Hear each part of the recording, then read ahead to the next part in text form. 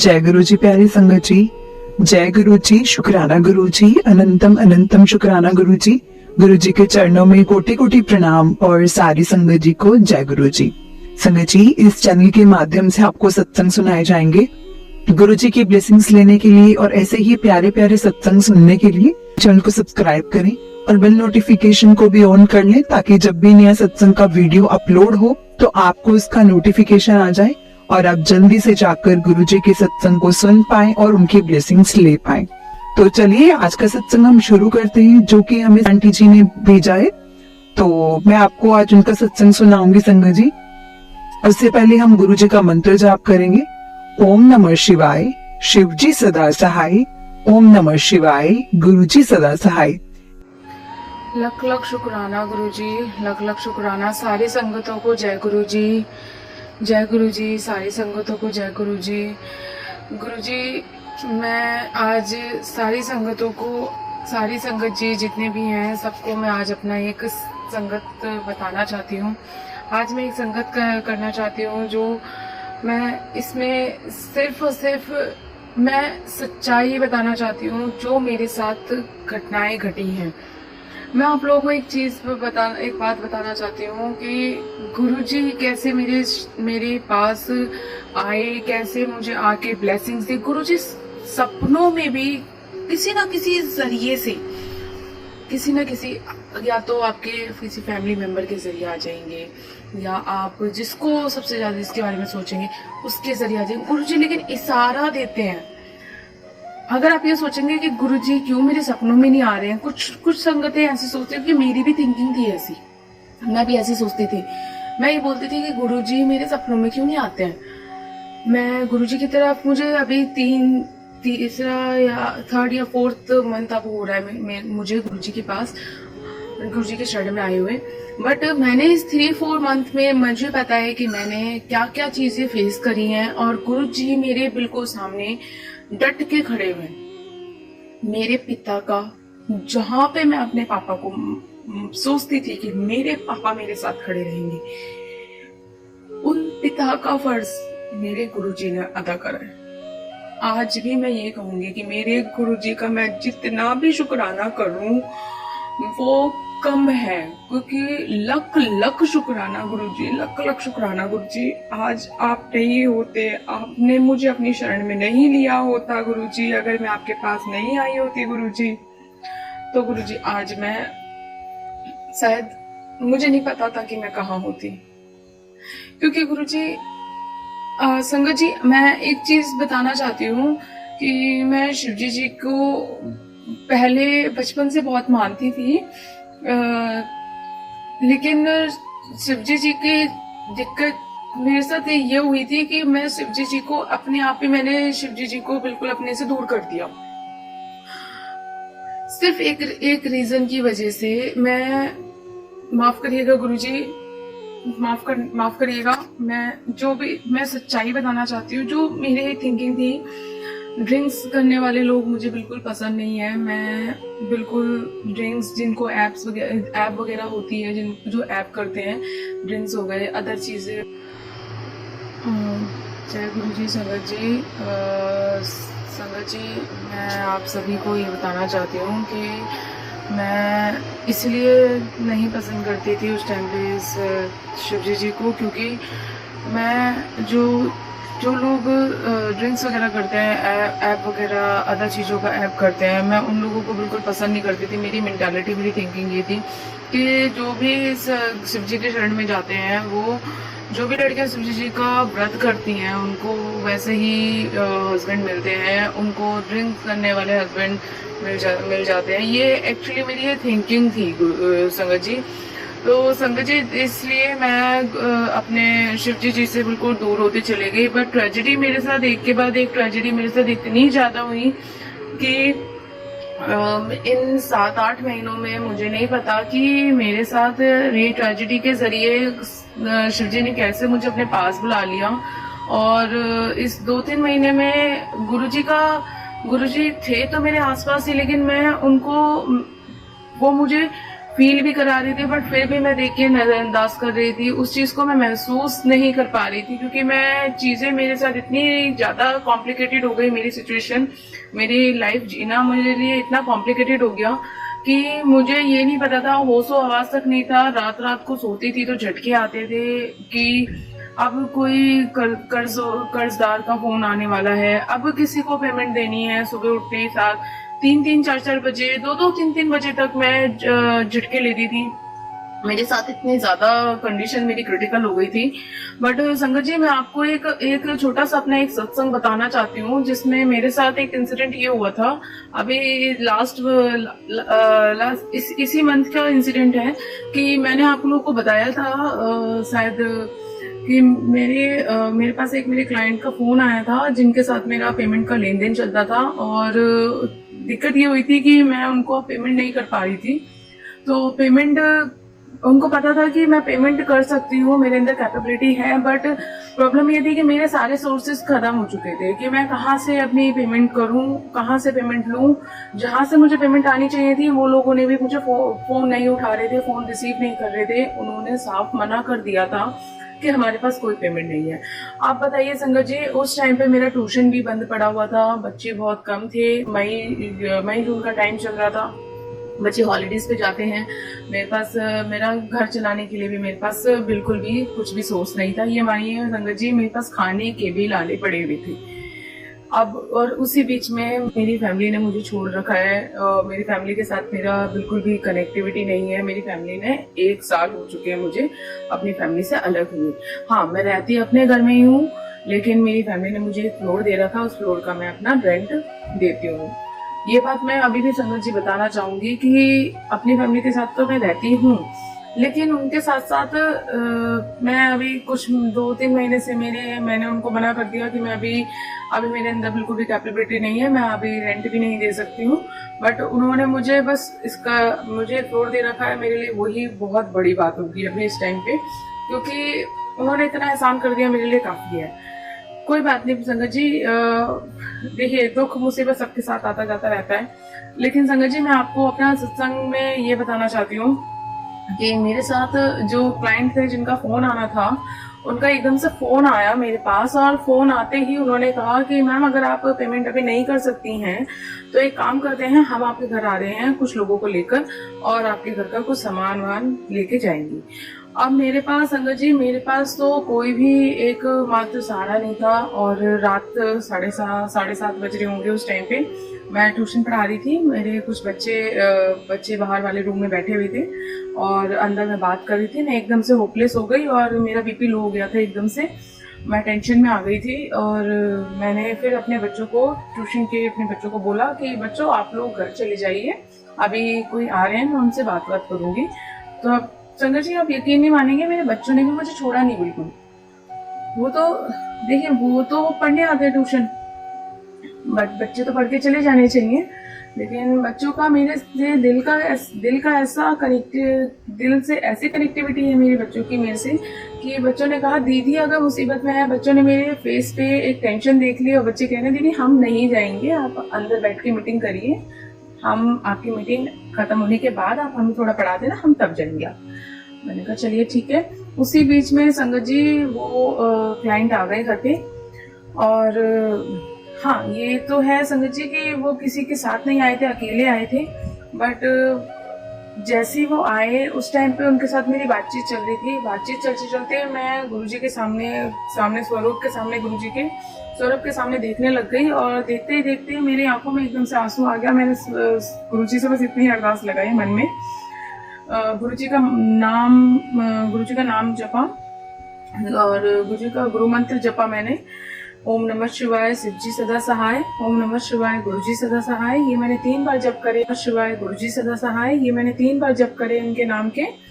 और जय गुरुजी, लख लख शुक्राना गुरुजी। मैंने इनसे यही कहा गुरुजी से, और गुरुजी से मैंने अरदास लगाई, कहा कि गुरुजी आपने पूरा दिन निकाल दिया है, रात को मेरे साथ ये ट्रेजेडी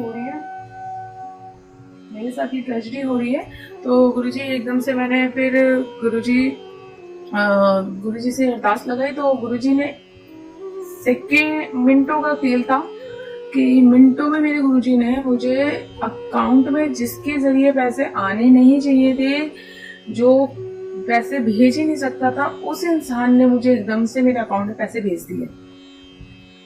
गुरुजी ने, मुझे नहीं पता, गुरुजी साक्षात, गुरुजी ने मेरे चेहरे पे सिकंदर नहीं देखी, गुरुजी साक्षात, गुरुजी ने परेशानियां देखी और एकदम से उन्होंने इस चीज को देखते हुए कहा कि जब तेरा मन सच्चा है, तेरी नीयत सच्ची है, तू देने वाली है, तो तू क्यों घबराई, तू क्यों घबरा रही है? मैं खड़ा हूँ, मैं तेरी हर मुसीबत के सामने खड़ा हूँ, तो तू क्यों परेशान हो रही है? तेरे माथे पे शिकन तक नहीं आनी चाहिए। गुरुजी का शायद ये एक शब्द की वाणी होगी जो गुरुजी ने मुझे एक एहसास की तरह मुझे फील कराई, और तुरंत गुरुजी ने मेरे उस क्लाइंट के जरिए मुझे पेमेंट भिजवाई मेरे अकाउंट में, और मिनटों में मेरी इस प्रॉब्लम को मिनटों में उन्होंने दूर कर दिया। और वो क्लाइंट सामने बैठा हुआ था, उस क्लाइंट को मैंने खुद बताया कि देखिए अभी मेरे अकाउंट में पैसे नहीं थे, और अब आप खुद देखिए, मैंने अपने उस क्लाइंट को भी फोन नहीं करा जिससे मुझे पैसे आने चाहिए थे, मैंने उसको भी फोन नहीं करा। बस मैं हताश होके बैठी हुई थी और गुरुजी से अरदास लगा रही थी, मन उदास था मेरा उस टाइम पे, और गुरुजी से बस ये बोल रहा है, गुरुजी बस लाज अब आपके हाथ में है, आप ही सुधार सकते हो, आप ही संभाल सकते हो मुझे, अब कोई नहीं है गुरुजी, सब कुछ हार चुकी हूँ, क्या करूँ गुरुजी।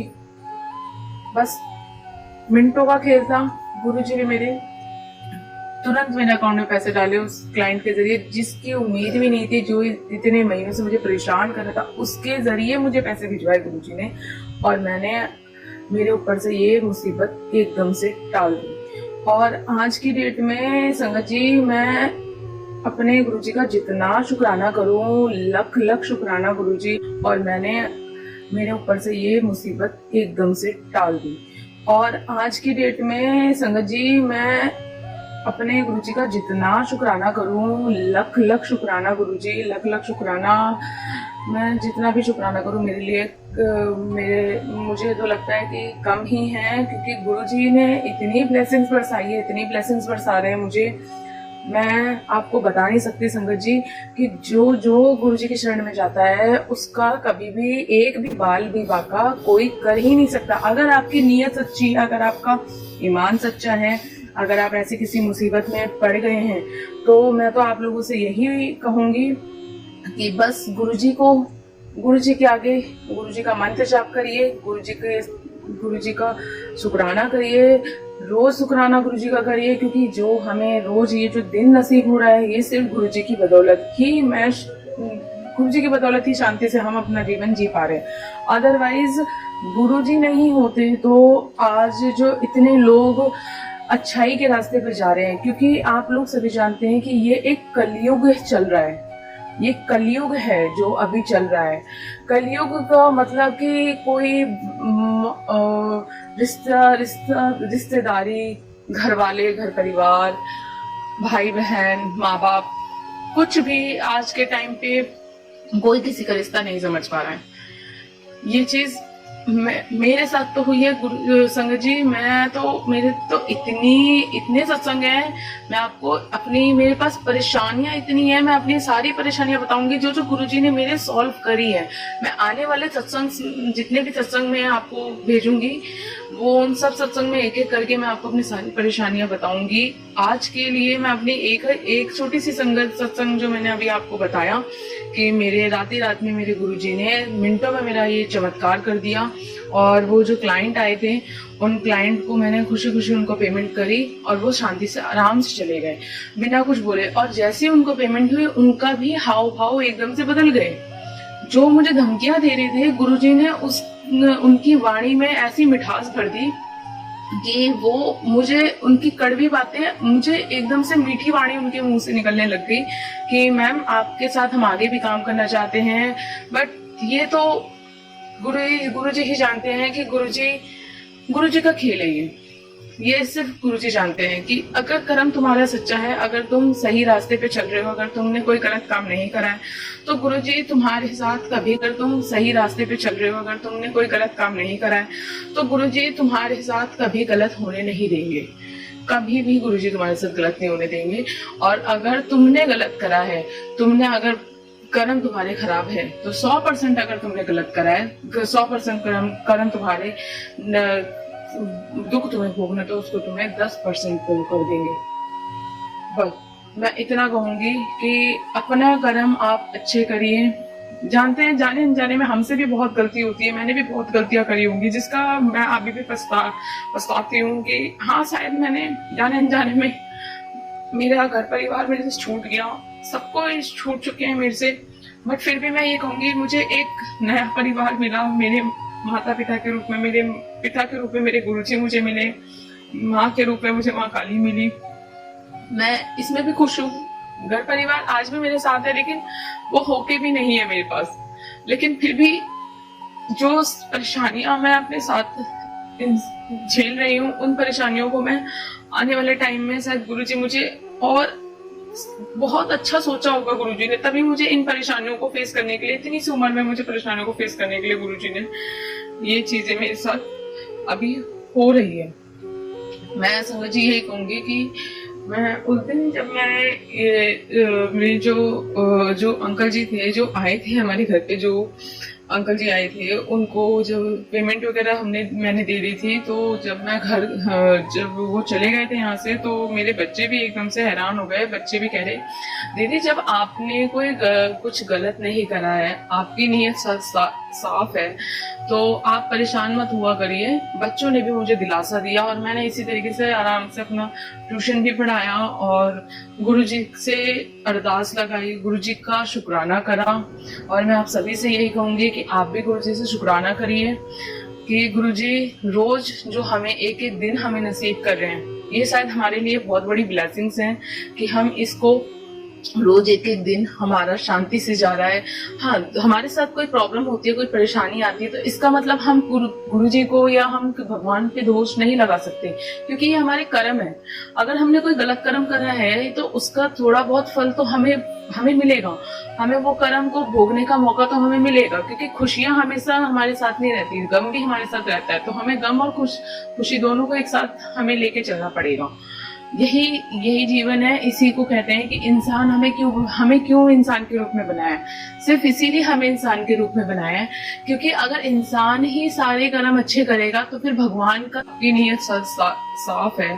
तो आप परेशान मत हुआ करिए। बच्चों ने भी मुझे दिलासा दिया, और मैंने इसी तरीके से आराम से अपना ट्यूशन भी पढ़ाया और गुरुजी से अरदास लगाई, गुरुजी का शुक्राना करा। और मैं आप सभी से यही कहूंगी कि आप भी गुरुजी से शुक्राना करिए कि गुरुजी रोज जो हमें एक एक दिन हमें नसीब कर रहे हैं, ये शायद हमारे लिए बहुत बड़ी ब्लेसिंग्स हैं कि हम इसको रोज एक एक दिन हमारा शांति से जा रहा है। हाँ, हमारे साथ कोई प्रॉब्लम होती है, कोई परेशानी आती है, तो इसका मतलब हम गुरुजी को या हम भगवान पे दोष नहीं लगा सकते, क्योंकि ये हमारे कर्म है। अगर हमने कोई गलत कर्म करा है, तो उसका थोड़ा बहुत फल तो हमें मिलेगा, हमें वो कर्म को भोगने का मौका तो हमें मिलेगा, क्योंकि खुशियां हमेशा हमारे साथ नहीं रहती, गम भी हमारे साथ रहता है। तो हमें गम और खुशी दोनों को एक साथ हमें लेके चलना पड़ेगा।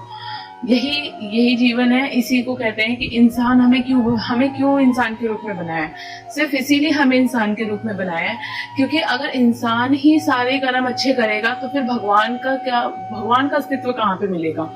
भगवान किस लिए बनाए? गुरुजी हमारे पास चमत्कार बन के हमारे पास धरती पे आए थे, हमें उन्होंने अच्छाई का रास्ता दिखाया। सिर्फ इसीलिए दिखाया क्योंकि वो कलयुग में हमारे पास आए थे, और ये कलयुग चल रहा है कि कलयुग में हम बहुत अंधकार में चले गए थे। गुरुजी ने हमें सही रास्ता दिखाया, अच्छाई का रास्ता दिखाया, जिससे इंसान बहुत ज्यादा दलदल में घुसता चला जा रहा था। बहुत ही ज्यादा इंसान परेशानियां इंसान के ऊपर आ रही थी। अच्छाई तो बस इंसान कहता था कि मैंने अच्छा कर्म करा, अच्छाई करी है, लेकिन ये तो गुरुजी जानते हैं ना कि अच्छाई क्या करिए। करने वाले भी गुरुजी है, करवाने वाले भी गुरुजी हैं। गुरुजी ही सबको संभाल रहे हैं और गुरुजी ही आगे संभालते रहेंगे। आप सभी से यही मेरी अरदास, यही मेरी एक विनती है कि आप सभी गुरुजी का शुक्राना करिए और गुरुजी सबके ऊपर ब्लेसिंग्स बरसाएं। जय गुरुजी, सारी संगतों को जय गुरुजी। लख लख शुक्राना गुरुजी, लख लख शुक्राना।